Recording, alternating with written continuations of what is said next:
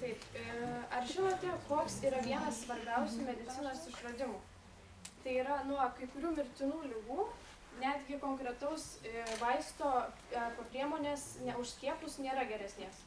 Lietuvoje žmonės vis dažniau atsisako skiepytis nuo užkrečiamų ligų ir 2013 metais užfiksuoti yra 27 tymų atvejai. Tymai, kaip žinote, yra mirtina liga. Ir pastaruoju metu Lietuvoje žmonės vis dažniau pradeda sirgti ligomis, kuriomis nesirgo maždaug 10 metų. Dėl daugelio užkrečiamų ligų žmonės turi skiepytis vaikystėje, tačiau vis dažniau tokių skiepų yra atsisakoma, net nežinant jų didelės svarbos.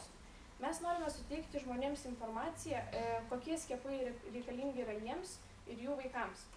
Visgi pasaulyje skiepai per metus išgelbėjo apie 3,5 milijono gyventojų. Mes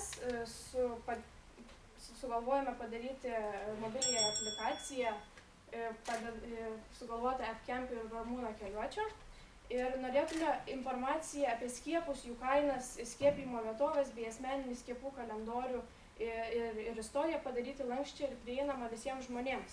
Kadangi Lietuvoje dar tokios programėlės nėra, mums reikėtų pranokti užsienietiškas versijas. Tai yra mygtukų paspaudimų skaičių padaryti mažesnį, funkcionalumą ir greitumą paspartinti, patobulinti.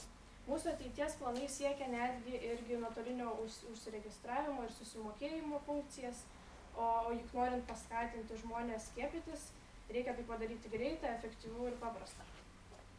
Gerai, ačiū. Minutę paruošti.